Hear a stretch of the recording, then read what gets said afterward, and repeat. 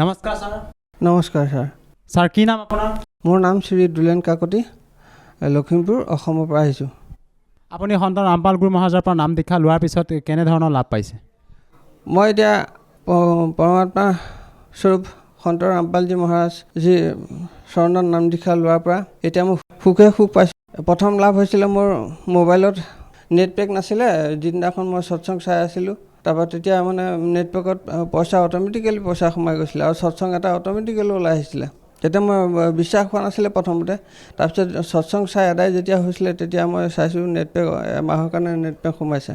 তাৰপৰা তেতিয়া মই এনেকুৱা পইচা অসুবিধা পৰিছিলোঁ, সেই সময়ত মানে পইচা বহুত আৱশ্যকতা হৈছিলে। তাৰপৰা মই সৎসংটো চাই লওঁ, তাৰপিছত আৰু পইচা বিচাৰি কেনিবাদি ওলাই যাব লাগিব বুলি ভাবি মই হেৰি কৰিছিলোঁ। তাৰপিছত সৎসংটো এনেকুৱা ধৰণৰ দিলে যে মই যেনি যাম তেনিয়ে যেন মোৰ বাট মুকলি হৈ আছে, পইচা পোৱাৰ বাট। তাৰপৰা তেতিয়া মই এই সৎসংটো শেষ কৰি পেলাই মই মোৰ লগৰ এজনৰ ওচৰলৈ গৈছিলোঁ।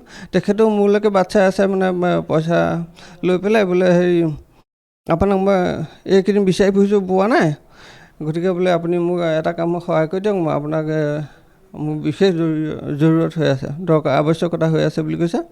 তাৰপৰা তেতিয়া মই তেখেতক সুধিলোঁ কি আৱশ্যকতা? বোলে এনেকুৱা মই পইচা কাম অলপ আছিলে, মই কৰি আদায় কৰিব পৰা নাই, আপুনি অলপ মোক সহায় কৰি দিয়ক, পইচা যি লাগে তাকে লৈ যাওক, এনেকৈ ক'লে। মই তেতিয়া লৈ আহিলোঁ পইচাটো। লৈ অহাৰ পিছত মোৰ কামো সফল হ'ল, তেওঁকো মই পিছদিনাখনৰ পৰা কাম কৰি দিলোঁ। তেনেকৈ প্ৰথম লাভ দেখিলোঁ।